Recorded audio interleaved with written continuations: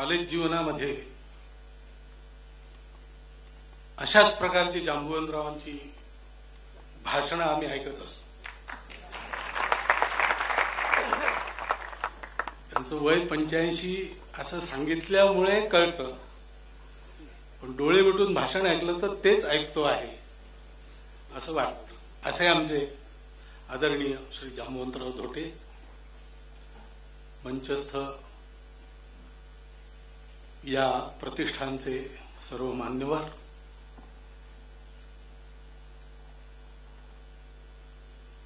या कार्यक्रमाला निमित्त झालं स्वर्गीय विक्रमराव सावरकरांच्या स्मृती संबंधी जे पुस्तक आहे त्याचं.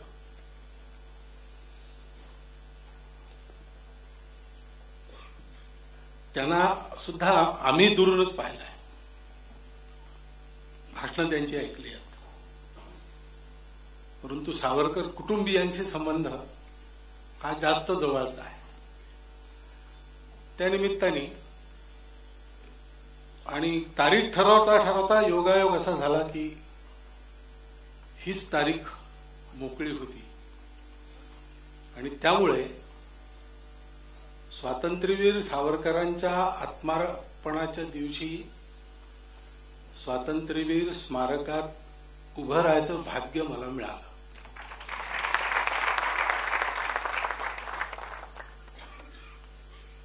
कारण स्मारकात आपण आहोत ते स्मरण करण्याकरता आहोत, म्हणूनच ते स्मारक आहे.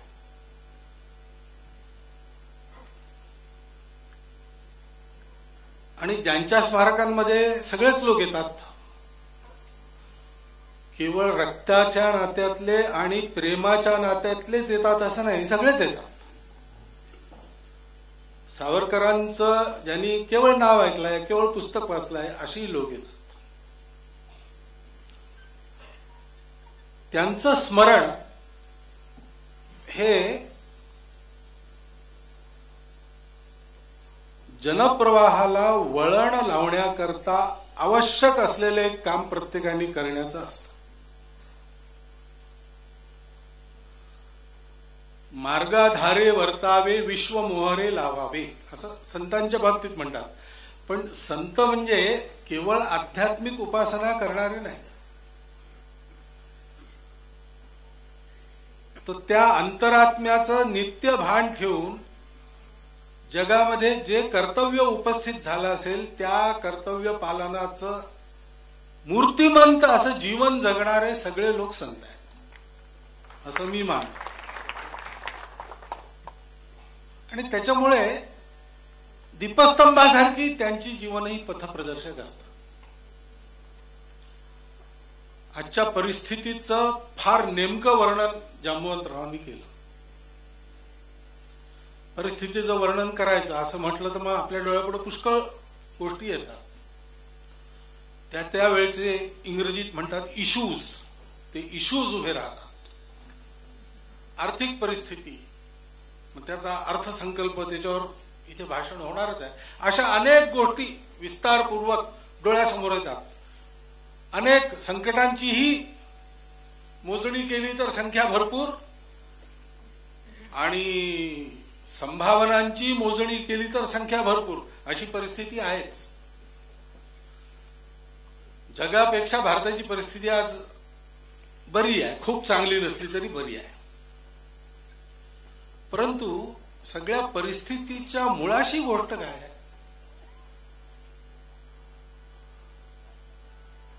कौरव पांडव हीच गोष्ट खरी.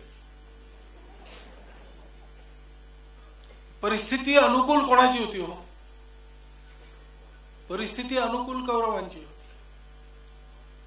संख्या जास्ती, साधन जास्ती, सर्व दृष्टीने. भगवद्गीतेच्या सुरुवातीला आणि दुर्योधन आपल्या सैन्याचं वर्णन करतो. अपर्याप्तम तदस्माकम बलम भीष्माभिरक्षितम. हे आमचं जे बल आहे, भीष्मांनी संरक्षण केलेलं, ते अपर्याप्त म्हणजे त्याला कोणीही आटोपू शकत नाही. पर्याप्त आता बोलता बोलता त्याचा अर्थ अपुरा असं झाला. अपुरा नाही, तो मूळ संस्कृत अर्थ उलटा आहे. बाकीचे अपुरे पडतात त्याचे. आणि हे भीमानी सुरक्षित केलेलं पांडवांचं बळ हे आम्ही आपल्या आटोपात घेऊ शकतो.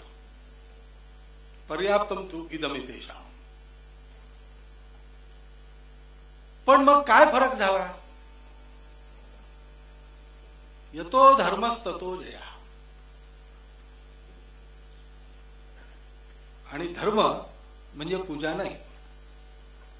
धर्म म्हणजे स्वभाव आणि कर्तव्य यांची सांगड घालून वागणं. मला एकट्याला नाही जगायचं, सगळ्या जगाला जगलं पाहिजे, तर माझा एकट्याचं जीवनही सुरक्षित राहील हे समजून वागणं.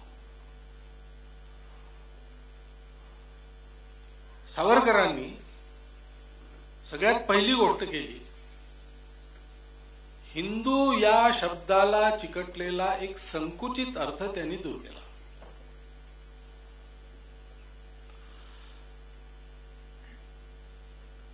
इंग्रजांनी जे भ्रम आमच्या मनात उत्पन्न केले किंवा अजाणता आम्ही त्यांचं अनुकरण केलं म्हणून आमच्या मनात उत्पन्न झाले, त्याच्यात ही एक मुख्य गोष्ट आहे. रिलिजन आणि धर्म यांचं त्यांनी समीकरण करून टाकलं. आमच्या देशामध्ये पूजा ही गोष्ट कधीच महत्वाची नाही. पूजा ही गोष्ट इतकी महत्वाची असते याचा परिचय आम्हाला पहिल्यांदा इस्लामचं आक्रमण झालं तेव्हा झाला, की ज्याची पूजा थोडी जरी वेगळी असेल तरी तो दुय्यम. आणि आमची पूजा त्यांनी घेतली की त्याला सगळं काही मिळेल. हे आम्हाला माहितच नव्हतं. हे आम्हाला समजत, अजूनही नाही समजत. अजूनही समजत नाही. म्हणून आम्ही जगात आज सगळ्यात उदार आहोत. आणि कधी कधी कट्टरपण मांडणाऱ्यांच्या कटामध्ये आम्ही फसतो सुद्धा, कारण आम्हाला हे माहितच नाही आहे. पूजा इतकी महत्वाची असते आणि म्हणून पूजा कोणाची बदलायची असते हे आमच्या इथे नाहीच आहे. आम्हाला तेव्हा परिचय झाला. आणि मग रूढार्थाने ज्यांची पूजा बदलण्याकरता एवढा अट्टहास चालू आहे परदेशातून आलेल्या आक्रमकांचा, ते हिंदू. म्हणून हिंदू म्हणून ही सोडून बाकी पूजा करणारे.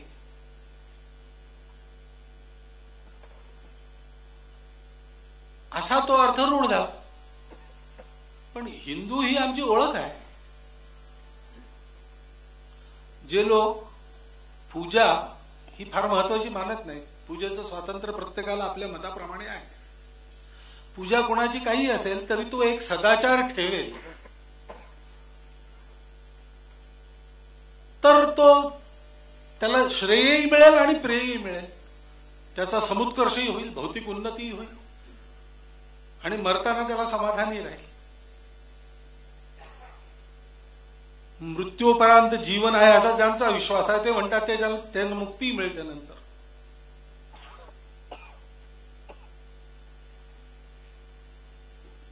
हे आम्ही मानतो, हे दुनिया मानत नाही. म्हणून आमची ती ओळख आहे की आम्ही त्या पूजेला महत्व देत नाही. कुणाची पूजा बदलायचा आम्ही पूर्वी कधीच प्रयत्न केला नाही. आम्ही हिंदू आहोत. हिंदू आहोत म्हणजे काय? हे सगळ्या विविधतांचा स्वीकार करून,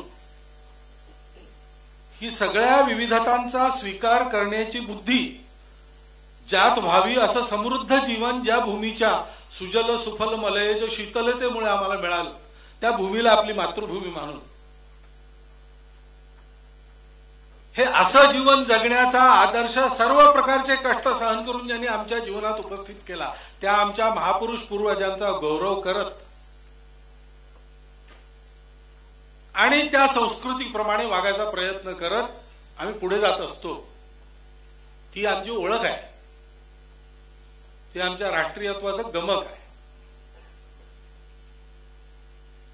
हे स्पष्टपणाने सावरकरांनी मांडलं. हिंदुत्व हे पुस्तक हिंदू समाज, हिंदू संस्कृती, हिंदू धर्म त्या पुस्तकापासून नाही सुरू झाले, ते अगोदरपासून होते. परंतु देशकाल परिस्थिती सुसंगत त्याची ओळख पुन्हा एकदा समाजाला करून देणं, हे काम त्यांनी केलं. हे आणि असेच विचार त्यांच्यापूर्वी अनेकांनी मांडले होते, पण एका ठिकाणी सुस्पष्ट आणि आजच्या परिस्थितीच्या संदर्भात ज्याच्यातून प्रत्येक हिंदू मनुष्याला त्याच्या आपल्या कर्तव्याचा बोध होईल अशा शब्दात त्यांनी मांडला. आणि कोणत्या काळात मांडलं? जेव्हा लोक म्हणायचे की मला गाढव म्हणा पण हिंदू म्हणू नका. तर जमवंतराव म्हणाले की खरं बोललं की फार आजकाल चारी बाजूंनी ज्यांना ते खरं सहन होत नाही ते तुटून पडतात. त्या काळात काय असेल? आज आमचा पक्ष घेऊन बोलणारी लोक आहेत, विरोधात जसे बोलतात पक्ष घेऊनही लोक बोलतात, पण त्या काळात कोण होता? त्या काळात कोणी नव्हतं. त्या काळात ही आपली ओळख, ही आपली राष्ट्रीयता हा विचार स्पष्टपणे मांडणारे सावरकर होते. आणि केवळ विचार मांडला नाही, ते जगले. ते जगले, मुख्य हीच गोष्ट आहे.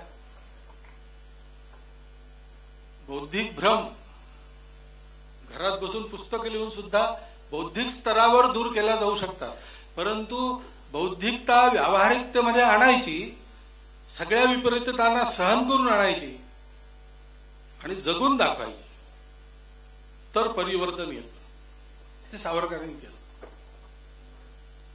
आज जीवन दिसत नाही हो. आजच्या परिस्थितीत मूळ काय आहे? अनेक मतं आहेत, ठीक आहे, असतील. मतं एक असणं ही दुरापास्त गोष्ट आहे. पिंडे पिंडे गतिर्भिन्ना, मुंडे मुंडे मतिर्भिन्ना असं आहे. असं माणसाला बुद्धी स्वातंत्र्य आहे, त्याची मतं वेगवेगळी असू शकतात. काही विषयातलं काही लोकांचं मत चूक असू शकतं, त्यांचंच मत काही दुसऱ्या विषयांमध्ये बरोबर असू शकतं. अपवादाने सगळीच मतं चूक असणारही असू शकतो, सगळीच मतं बरोबर असणारही असू शकतो. परंतु या मतांची परीक्षा झाल्यानंतर जे बरोबर आहे ते स्वीकार करणं. आपलं चुकलं असेल तरी म्हणायचं की माझं चुकलं. अशी एक निरलस प्रामाणिकता, जीवनाची पारदर्शिता ठेवून वागणारा माणूस जर असेल तर कधीही कोणतीही व्यवस्था आजारी पडू शकत नाही. आजार व्यवस्थेचा नसतो, आजार व्यवस्था चालवणाऱ्या माणसांचा असतो. आपल्या देशात असा एक किस्सा चालतो, तो खरा आहे की खोटा मला माहित नाही, पण तो प्रसिद्ध झाला आहे इकडे तिकडे. एका मोठ्या नेत्याला परदेशातले एक मोठे नेते येऊन भेटले. ते म्हणाले, काय तू आपला प्रदेश चालवतो? आमच्या देशात पहा, 7 दिवस दे मला चालवायला, माझ्या देशासारखा स्वर्ग करून टाकतो. तर ते नेते म्हणाले, तुम्ही काय विशेष कराल? तुम्हाला 7 दिवस लागतील माझ्या प्रदेशाचा स्वर्ग तुमच्या देशासारखा बनवायला. तुमचा देश 2 दिवस द्या, माझ्या प्रदेशाची कळ आणतो द्या.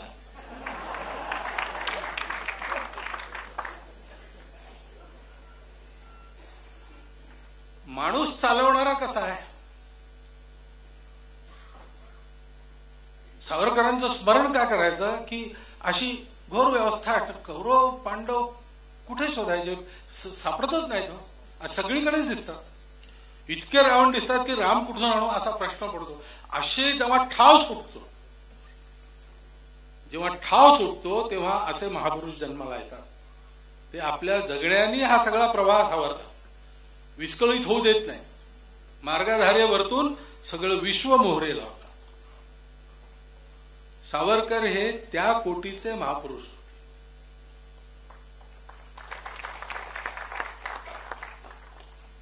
सावरकरांच्या सुद्धा मतप्रदर्शनातून सगळ्या गोष्टी, कारण समग्र राष्ट्राचा विचार त्यांनी केला. त्यांनी काही आपल्या पक्षाचा विचार केला नाही, एका निवडणुकीचा विचार केला नाही. या गोष्टी त्यांच्या लेखी काहीच नव्हत्या. ते तर मृत्यूला आव्हान देणारे आणि सगळा वंश अर्पित करून टाकायला निघालेले क्रांतिकारक होते. हे काय बंधू असो तो जरी सात आम्ही त्वस थंडिलीच तिथले असे ते बळीनी. निर्वंश होऊन अखंड वंश ठरायची अशी मनीषा बाळगणारे क्रांतिकारक. त्याने या क्षुद्र गोष्टींची काय तर त्यांनी आपल्या देशाचा सगळ्या जीवनाचा विचार केला. त्याच्यामुळे त्यांची मतं आहेत. आणि ती मतं आजही सार्थक आहेत. त्यांनी दाखवलेली सगळी दिशा योग्य आहे. त्याच्यातलं म्हणजे विषय पुष्कळ आहेत आणि मतं पुष्कळ सांगता येतील. पण एक सारांश मी जेव्हा मनाशी विचार करतो, पहिलं त्यांचं तत्व आहे स्वातंत्र्य. स्वातंत्र्य म्हणजे स्वचं तंत्र. आमचा एक स्व आहे. जगाकडे पाहण्याची आमची एक दृष्टी आहे. आमचं जीवन त्या आधाराने तशा प्रकाराने फुलवलं की आम्हाला बरं वाटतं. आणि त्याच्यामुळे त्या स्वच्या आधारावर जीवनाची पुनर्निर्मिती ही आम्हाला करायची आहे. पण असं म्हटलं की लोक म्हणतात की तुम्ही पुराण मतवादी आहात, कारण तुमचा स्व म्हणजे वेदकाळापासूनचा आहे. इतक्या जुन्या स्ववर नवीन काळात कसं करणार असं लोकांना वाटतं. हा भ्रमचूक आहे. कारण सावरकर पहिली गोष्ट स्वातंत्र्य, दुसरी गोष्ट त्यांचा आवडता शब्द अद्ययावत, अप टू डेट. मी म्हणतो देशकाल परिस्थिती सुसंगत.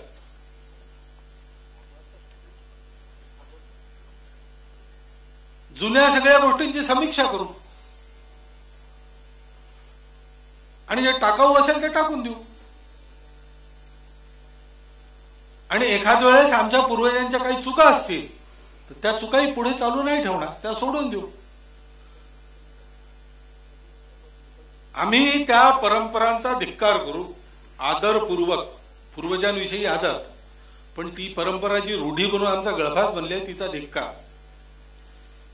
हा आदरपूर्वक धिक्कार नावाचा वाक्प्रचार हा पहिल्यांदा त्यांच्याकडून आला आधुनिक काळात. ही समस्या होती आणि काही प्रमाणात अजूनही आहे. इंग्रज आले आणि आमचा तेजोभंग करायला त्यांनी आमच्या उणिवा शोधून, उणिवा होत्या त्या नाकारण्यात अर्थात जातपातीचा भेद हा होता. त्यांनी लगेच ते सुरू केलं की हे असं तुमचं आहे.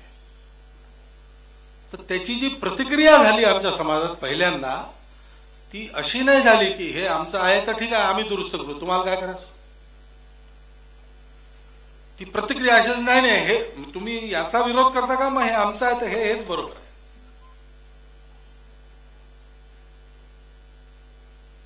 आणि त्याच्यामुळे सामान्य हिंदू फार पेचात सापडतो जर त्यांनी असं केलं तर. आजही सापडतो की कसं व्हा आम्ही त्यांना वाईट म्हणायचं, कारण हे तर त्या काळापासून चालत आलेलं आहे. ही तर अशी परंपरा आहे. लोक तर या ग्रंथातला श्लोक सांगतात. सावरकरांचं म्हणणं असं ही कसोटी नाही, कसोटी आजच्या काळात सर्वांच्या सुखाकरता माझ्या स्वभावानुरूप माझं कर्तव्य काय आहे ते करणीय आहे. ते आहे म्हणजे आहे आणि याच्या विरुद्धचे जे असेल ते चूक आहे. तेव्हाच्या काळात काही ठरवलं असेल आम्ही, तेव्हा आमचं ज्ञान भौतिक जगाचं ज्ञान हे एका मर्यादेत होतं. आता आहे विस्तृत, त्याच्या आधारावर नवा विचार करा. जुन्या चुकीच्या गोष्टी सोडल्याने पूर्वजांचा संस्कृतीचा अनादर होत नाही.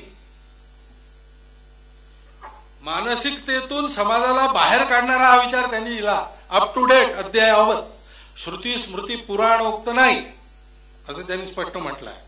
त्यांना श्रुतीबद्दल अनादर मुळीच नव्हता. श्रुती स्मृती पुराणांविषयी आदर ठेवूनही त्याचा आधार घेऊन ज्या चुकीच्या गोष्टी चाललेल्या त्यांचा आम्ही धिक्कारच करतो.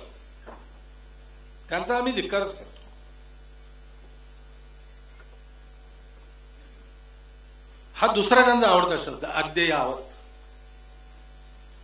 आणि म्हणून स्वच्या आधारावर देशकाल परिस्थितीला सुसंगत असलेलं तंत्र म्हणजे स्वातंत्र्य. ते स्वातंत्र्य ही दृष्टी त्यांची.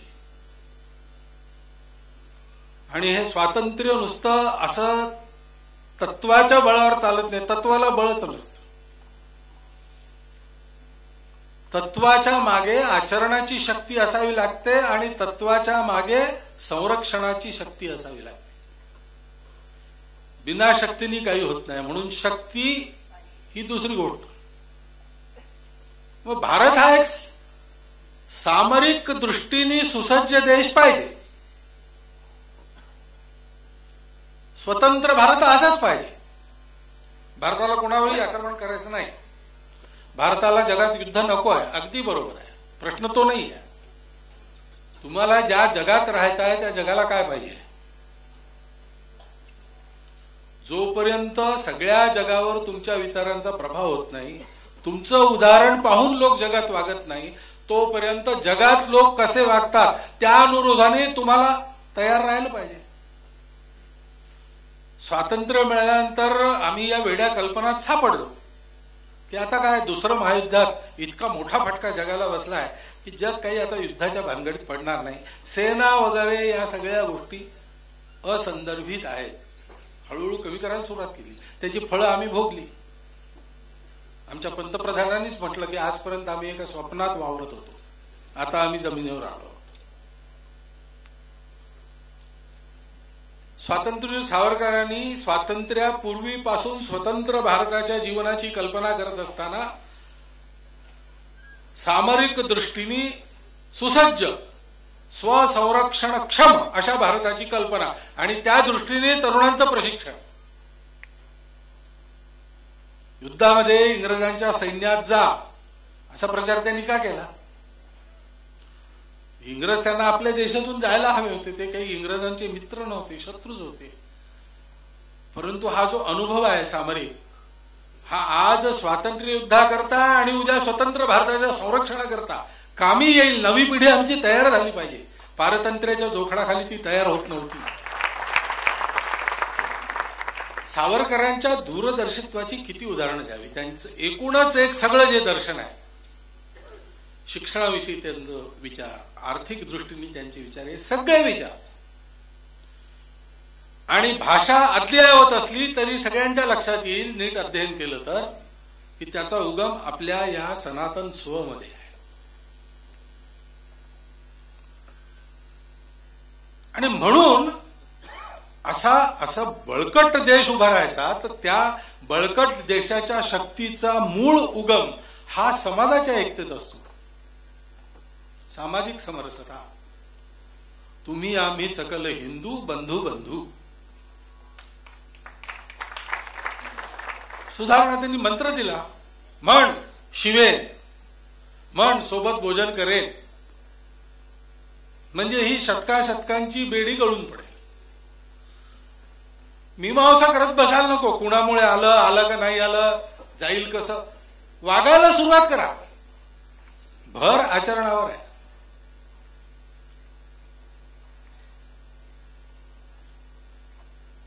वागायला सुरुवात केल्यावर परिवर्तनाची सुरुवात होते. वागायला सुरुवात करण्याची बुद्धी तर सगळ्यांना समजते, पण हिम्मत व्हायला कोणीतरी पाहिजे असतो. तो कोणीतरी ज्यांना व्हायचं असतं त्यांचं जीवन म्हणजे सुळावरची पोळी असते. पोळी मिळतच नाही, सूळच मिळते. कदाचित परमात्म्याच्या समोर उभं राहिल्यानंतर स्वतः करता काही केल्याचा किंवा स्वतःला काही मिळवल्याचा आरोप लागू नये म्हणून असेल कदाचित. परंतु देशभक्ती प्रारंभ जीवनाचा आत्मयज्ञाने अंत व्हावयाचा, या जीवनाची कल्पनाच अशी आहे. त्यात कुठेही पुष्पमाळा नाही, हार नाही.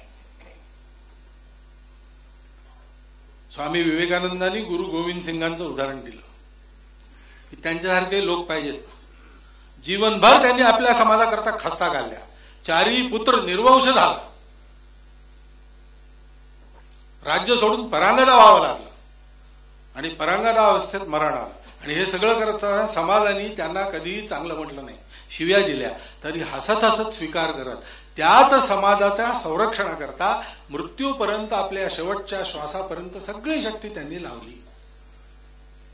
हा निर्धार असलेले तरुण पाहिजे असं विवेकानंद म्हणायचे. सावरकरांचं जीवन याच्यापेक्षा वेगळं आहे का? सावरकरांना समाजाने काय दिलं? समाजातला एक मुठभर वर्ग सोडून द्या, सगळा समाज म्हणून सावरकरांना काय दिलं?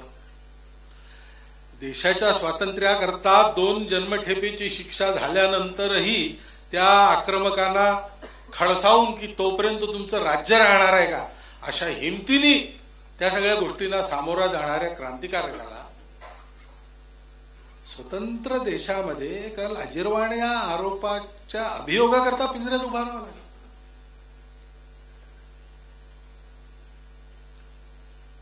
कालांतराने इतक्या वर्षांनी जिथे त्यांनी अक्षरशः त्या यमयातना भोगून मृत्यूवर विजय मिळवला, त्या अंदमान मधला त्यांचा नावाचा फलक काढण्यात आला अपमानजनक रीतीने. काय काय काय दिलं आम्ही त्यांना. पण या सगळ्या सावरकरांच्या लिखाणामध्ये आपल्या हिंदुस्थानविषयी, हिंदू जातीविषयी एक शब्द तुच्छतेचा कधी आला नाही. चाबूक मारून जागा करायला चाबूक मारली त्यांनी, कधी अधिक्षेप झालेला नाही. कारण प्रेरणा आपलेपणाची होती. हा माझा समाज आहे, हा माझा देश आहे, आणि म्हणून ते तसे जगले. अध्यात्म म्हणजे काय? वेगळं नसतं, हेच अध्यात्म आहे. माझं अस्तित्व हे या सगळ्या समाजामध्ये व्यापक झालेलं आहे. त्याचं सुख माझं सुख, तो माझा परमेश्वर, त्याच्याकडे मी काही मागणार नाही. तो मला जसा ठेवील त्याच्यात मी सुख मानेल, सेवा त्याची करेल.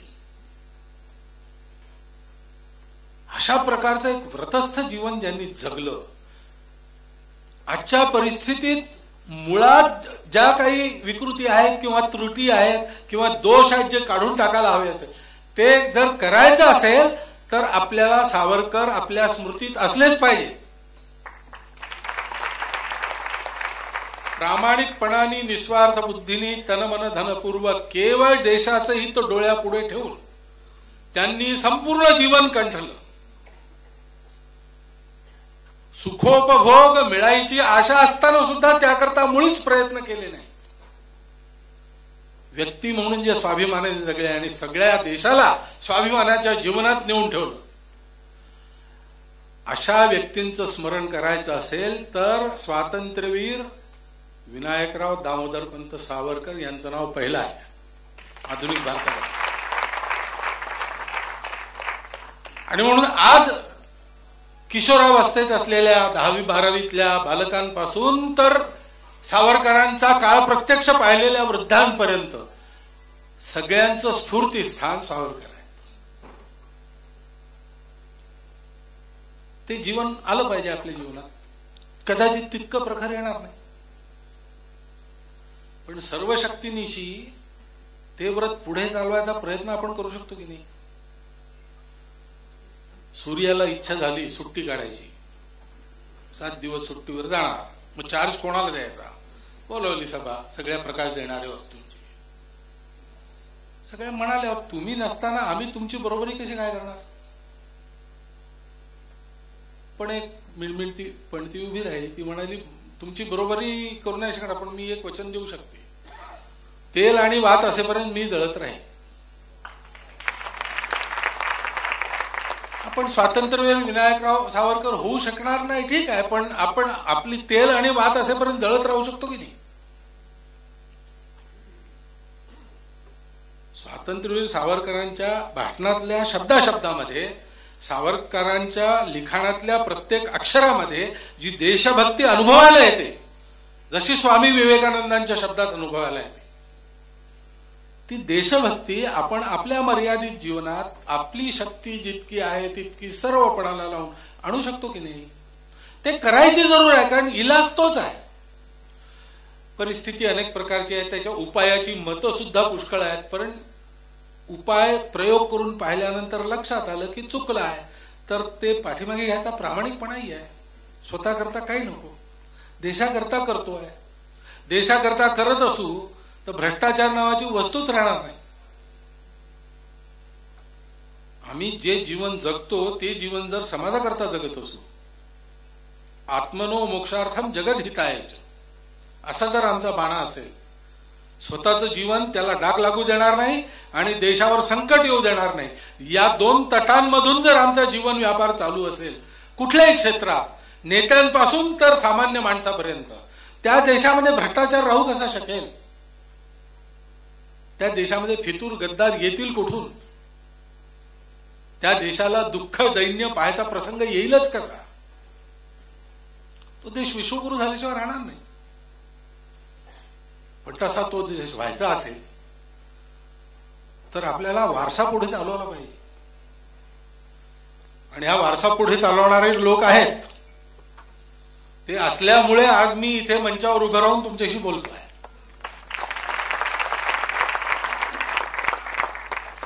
म्हणून सावरकरांची आठवण करायला सावरकरांचं एक स्मारक इथे उपलब्ध आहे. विक्रमराव सावरकरांचं पुस्तक आलं. कोण किती प्रसिद्ध नेता असतो, कोण किती वेळा निवडून होती, त्या नेत्याची ठरवी नाही. म्हणून पुष्कळ वेळा मी असं म्हणतो की सावरकरांनी किती केलं याच्यापेक्षा ते कसे होते हे जास्त महत्वाचं आहे.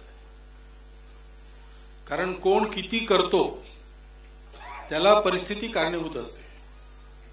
संघाचं 6वा सरसंघचालक मोहन भागवत याचं नाव जगात जितक्या लोकांना माहिती आहे त्याच्यापेक्षा डॉक्टर हेडगेवारांचं नाव फार कमी लोकांना माहिती होतं.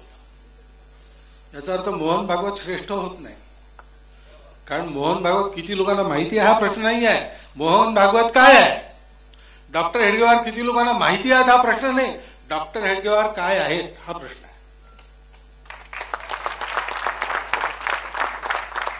सावरकर, विक्रम सावरकर असोत की स्वातंत्र्यवीर सावरकर असो, त्यांनी विजय किती मिळवले, यश किती मिळवली ही गणती ज्यांना करायची असेल त्यांनी करावी. माझ्या दृष्टीने ते महत्वाचं नाही. ते कसे होते महत्वाचं. कारण मनुष्य जसा आहे तसा परिणाम ठेवून जाईल. तो सगळीकडे माहीत होईल याची आवश्यकता नाही. आज पुष्कळ लोक आहेत त्यांना डॉक्टर हेडगेवार माहितीच नाही, पण त्यांना बाकीचे लोक माहिती आहेत ना. डॉक्टर हेडगेवार झाले म्हणून जे आज आहेत असे पुष्कळ लोक माहिती आहेत. त्यांच्या यशाच्या विजयाची समीक्षा ते करतील, त्याचा शोध घेतील, त्याच्या मुळाशी जातील तर त्यांना डॉक्टर हेडगेवारांपर्यंत जावंच लागेल. डॉक्टर हेडगेवारांनी संघ किती मोठा केला वगैरे ही महत्वाची गोष्ट नाही आहे. डॉक्टर हेडगेवार स्वतः काय होती ही महत्वाची गोष्ट आहे. ते जे होते त्याचा परिणाम हा होणारच. म्हणून तर अनादि मी अवध्य मी अनंत मी भला मारिल मज जगती असा कवण जन्मला हा आत्मविश्वास कुठे झाला हे त्यांना माहित होतं. सावरकर बलाढ्य इंग्रजी सत्ता आणि मुठभर क्रांतिकारक सगळी शस्त्रास्त्र हवाई दलापासून त्यांच्यापाशी आणि यांच्यापाशी घरात बनवलेले बॉम्ब आणि देशी पिस्तूल ही लढाई झाली तर हारूच हे सांगायला की कोणी तज्ञ नको. पण लढाई याची नसतेच. लढाई सत्याची असते. असत्याशी सत्याची लढाई. सत्याच्या पक्षाला फक्त एकच काम करावं लागतं. त्याला दोन्ही पाय घट्ट सत्यावर रोवून जगावं लागतं. संकटांच्या वादळामध्ये डगमगून चालत नाही आणि मोह आकर्षणाच्या भोवऱ्यांकडे उडी मारून चालत नाही. त्याला तो वस्तरेच्या धारेवरचा दुष्कर मार्गच चालत राहावा लागतो. की घेतले व्रत नहे आम्ही अंधते लब्ध प्रकाश इतिहास निसर्ग माने जे दिव्य दाहक म्हणून असावयाची बुद्ध्याची वाण धरिले कधी हे सतीचे. सावरकरांची स्मृती आपल्या समोर एक प्रश्न ठेवून जाते. आपापल्या परीने हे सतीचं वाण तळहातावर घेऊन न उत्ता न मागता साठा उत्तरी सुफळ कहाणी येईपर्यंत चालत राहायची तयारी किती लोकांची आहे. ती तयारी व्हावी याकरता इथे यायचं, याकरता हे स्मरण करायचं, याकरता विक्रम सावरकरांच्या आठवणी प्रकाशित करायच्या आणि त्या वाचायच्या. सावरकरांना जर आपण असं पाहू की सावरकर आणि परिस्थिती यातली परिस्थिती महत्वाची नाही, ती बदलत असते, कधी अनुकूल कधी प्रतिकूल. पण सावरकर हे स्थिर आहे, हे ध्रुव आहे. हे एक माणूस कसा असला पाहिजे, माणूस म्हणून त्यांनी कसा जगावं, देशभक्त म्हणून त्यांनी कसं जगावं, एक सामान्य नेकीचा माणूस म्हणून त्यांनी कसं जगावं, कोणचंही परिमाण लावून पहा कसं जगावं. सावरकरांसारखं, विवेकानंद अशीच उत्तरे येतील. हे आपल्या जगण्याचं हे प्रमाण आहे, हे स्टँडर्ड आहे. माझं जीवन कसं आहे याची जेव्हा मी परीक्षा करेन तेव्हा सावरकर 100 डिग्री, त्याच्यात मी किती डिग्री त्यांना आणू शकलो आपल्या जीवनात हे मी पाहिजे. मग 30% वर तुम्ही पास माना किंवा फेल माना, 50% वर पास माना, तो तुमचा प्रश्न आहे. 1 डिग्री जरी तुम्ही त्या दिशेने गेलात तर परमेश्वर म्हणेल की पुढचाही जन्म तुला मनुष्याचाच देतो, कारण तू पुढे चालतोस.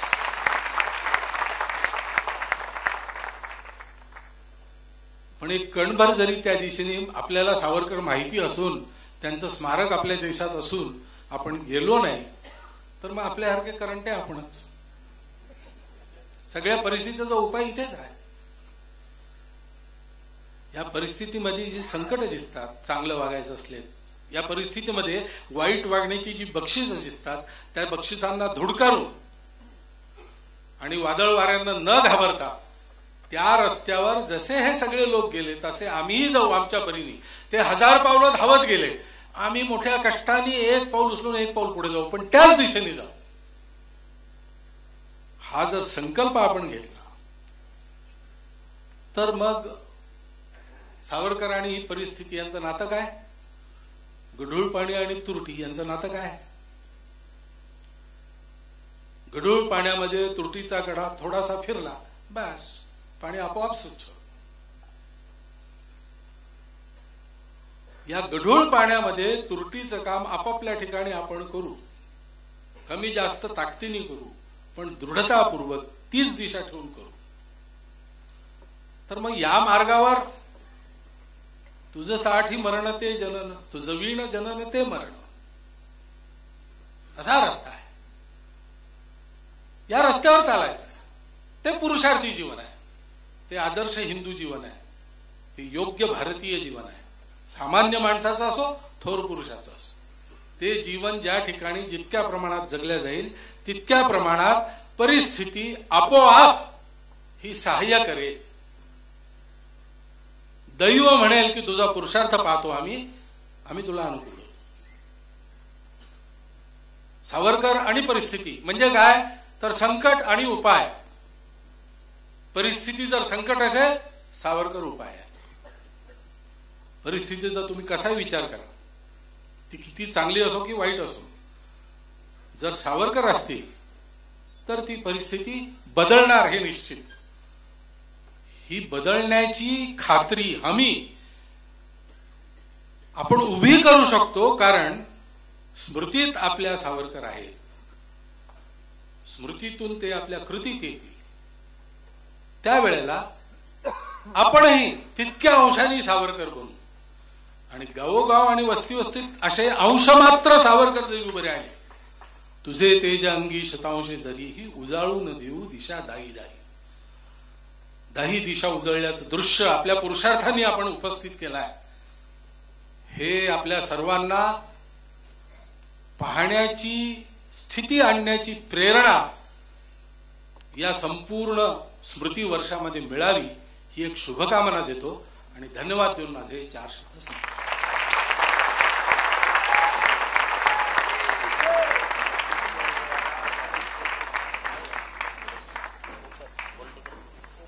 घड्याळाचे काटे थांबावेत असं वाटत होतं. देशकाल परिस्थिती सुसंगत अशा सावरकरांच्या विचारांची ओळख मोहनजी भागवत यांनी आपल्याला करून दिली. आपल्या जगण्याने विस्कटलेली घडी सावरणारे सावरकर, आपल्यामधली तेल आणि वात असेपर्यंत या देशासाठी जळत राहा असा संदेश त्यांनी आपल्याला दिला. आणि क्षणभर का होईना डोळ्यासमोर एक सुंदर चित्र निर्माण झालं की आपण सगळेच खरोखरच असे जळत राहिलो तर अतिशय सुंदर असा आपला देश माझ्या डोळ्यासमोर येऊन गेला. आता तपन मडकीकर हे चित्रकला वर्ग इथे चालवतात. त्यांनी विक्रम नारायण सावरकर यांचं एक चित्र काढलेलं आहे. ते स्वामिनी बहिणींना ते भेट देऊ इच्छितात. तपन मडकीकर.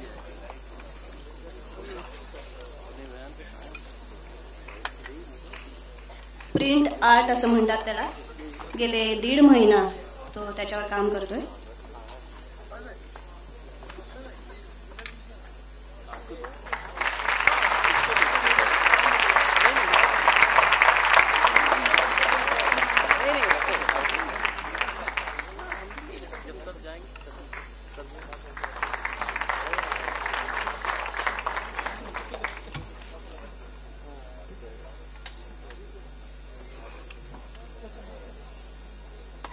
आता स्वातंत्र्यवीर सावरकर राष्ट्रीय स्मारकाचे अध्यक्ष अरुण जोशी यांनी अध्यक्ष समारोप करावा अशी मी त्यांना विनंती करते.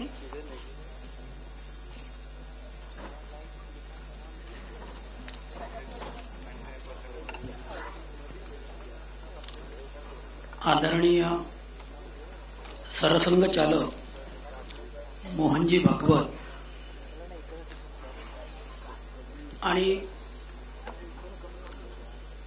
विक्रमराव सावरकरांचे फार जवळचे मित्र विदर्भवीर जामवंतराव धोटे यांनी आपल्या पुढे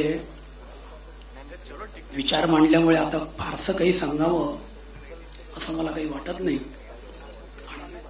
कार्यक्रमालाही वेळ झालेला आहे.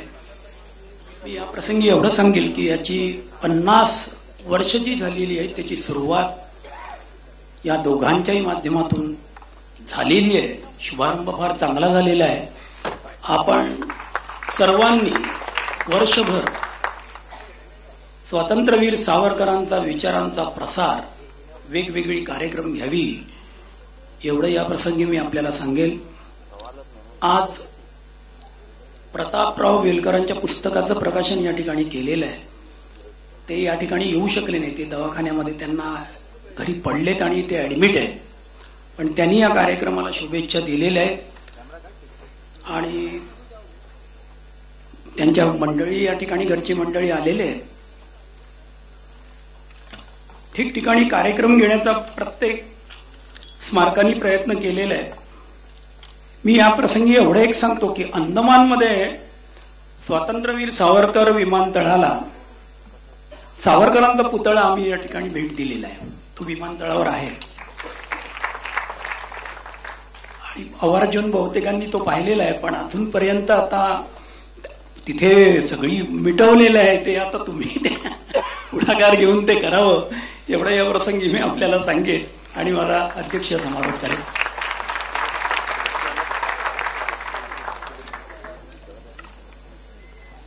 विक्रम नारायण सावरकर एक चैतन्य झरा हे पुस्तक आपण खरेदी करू शकता. त्याचबरोबर स्वातंत्र्यवीर सावरकरांचं सर्व साहित्य खरेदीसाठी उपलब्ध आहे. आपण इथे एक ओळ वाचताय की भारत तेरे रथ को सेना कौन रोकने वाली है, फिर देर क्यों उठो भाई हम ही हमारे वाली है. हा सावरकरी विचार आपल्याला इथून घेऊन जायचा आहे. स्वातंत्र्यवीर सावरकरांनी उर्दूमध्ये ज्या गझला लिहिल्या ती हम ही हमारे वाली है ही सीडी सुद्धा विक्रीसाठी उपलब्ध आहे. त्याचाही आपण अवश्य लाभ घ्यावा. हा कार्यक्रम यशस्वी करण्यासाठी अनेकांचे हातभार लागले आहेत. त्या सर्वांचे आज इथे उपस्थित सर्व मान्यवरांचे आणि आपणा सर्वांचे मनपूर्वक आभार. खाली एक रांगोळी काढलेली आहे. त्या व्यक्तींचं त्यांचं नाव मला माहिती नाही. त्यांचेही आभार.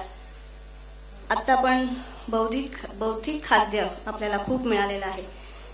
या पुस्तक प्रकाशनाच्या निमित्तानं नागपूरचे प्रमोद घुगरे यांनी आपल्यासाठी पेढा पाठवलेला आहे. त्यामुळे तोंड गोड करून जायचं आहे. त्यांचा सत्कार नागपूरमध्ये केला जाईल. 1 मार्च 2015 या दिवशीच्या कार्यक्रमाची परत एकदा आठवण करून देते. मोदी सरकारच्या नव्या अर्थसंकल्पाचं विश्लेषण 1 मार्च या दिवशी सायंकाळी 7 वाजता याच ठिकाणी डॉक्टर नरेंद्र जाधव करतील आणि आता संपूर्ण वंदे मातरम होईल आणि हा कार्यक्रम संपेल. वंदे मातरम सादर करतील चित्रा मसलेकर.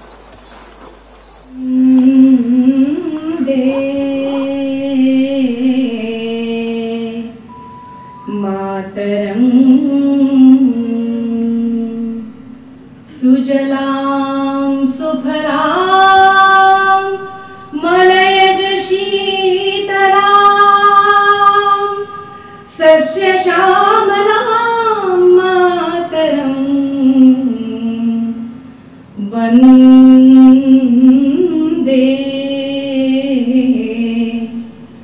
मातरम. शुभ्र ज्योत्स्ना पुलकितयामिनी फुल्ल कुसुमित द्रुमदल शोभिनी सुहासिनी सुमधुर भाषिणी सुखदां वरदां मातरम्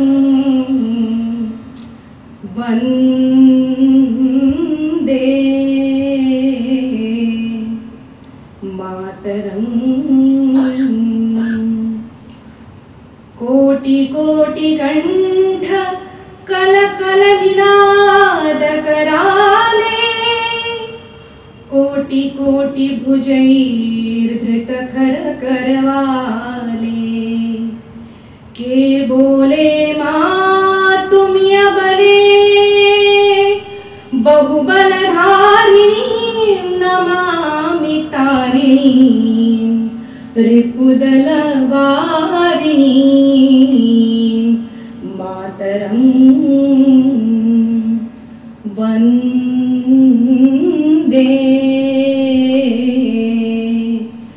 मातरं तुमी विद्या तुमी धर्मा तुमी हृदय तुमी मरणा त्वं हि प्राणा शरीरे बाहुते तुमी मां शक्ति हृदये तुमी मां भक्ति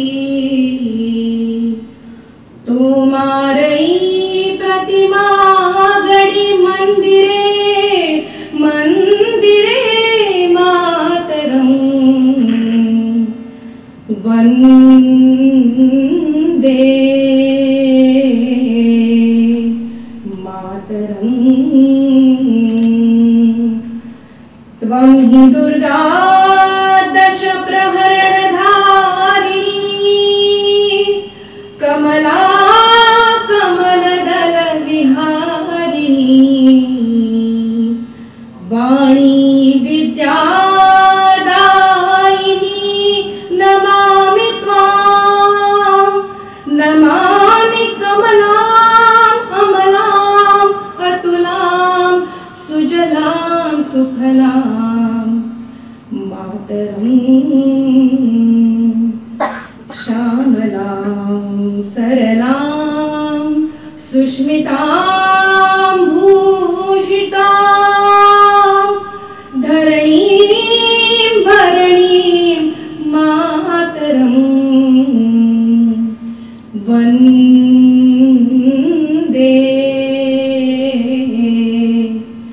मातरं वन्दे मातरं। भारत माता की